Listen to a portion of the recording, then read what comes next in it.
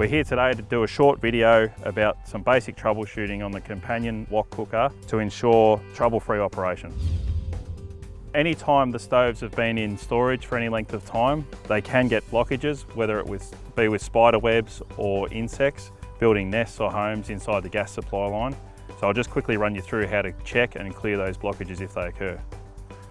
First, remove the trivets from each burner, and then the burner inserts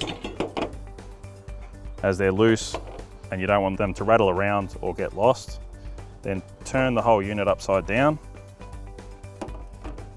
If you notice any blockages in either of these gas inlet lines, you must remove the burner assembly to access the outside of the gas inlet lines to be able to clean them properly.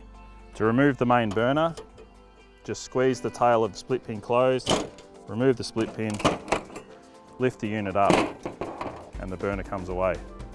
Once you've got access to the gas supply lines, you just use any sort of screwdriver or Allen key, poke it down as far as you can and wiggle it around in a circular motion, and that will clear any blockages.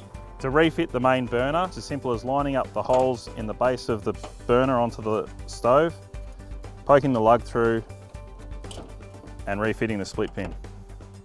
Just bend the tail of the split pin over so that it can't come loose. After you're satisfied that there's no blockages in the gas supply line in the stove, we'll run through the seating of the burners. Flip the unit over, fit the trivet back in its place on both sides, fit the large burner inserts back on both sides. The small inserts have both got a locating lug. This lug must be located in the hole in the burner base. It's as simple as pushing it in, and it should be quite loose, but definitely be located. If that isn't located properly, you'll get popping and backfiring during operation.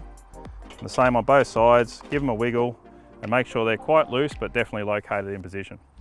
To ensure safe operation, we need to also make sure that all the gas connections are tight and leak free. First, we'll do the gas cylinder connection. Turn it in an anti-clockwise direction because it's left-hand thread until you feel the O-ring grip, and it only has to be finger tight, and that's enough. Then we move up to the back of the cooker, attach the nut to the gas inlet fitting, tighten finger tight, get a shifter or spanner to do the final tighten. To check for gas leaks, we recommend using our Companion gas leak detector. Normal soapy water will do the same thing, and it's as simple as turning the gas on to the stove and then applying a spray or soapy water with a brush or a spray and just making sure there's no bubbles developing around any of the connections. Same at the stove end, spray it all around the fitting and the hose and the crimp and everything in all directions, and make sure no bubbles appear. Now that we're satisfied that all the troubleshooting steps have been completed and the stove is going to be operating normally, it's time for ignition. To ignite the burners, just push the knob in, turn to the ignition section, hold for 5 seconds and release. Same on the right hand burner, turn the knob, hold it in for 5 seconds and release. We have a nice clear flame, and that's normal operation. After you've finished using the wok cooker, make sure you wipe up any oil or fat deposits from the body of the cooker to ensure that there'll be no flame ups next time it goes into use. And also ensure when you've packed it away that it's stored in a clean, dry environment. For more information, please visit our website.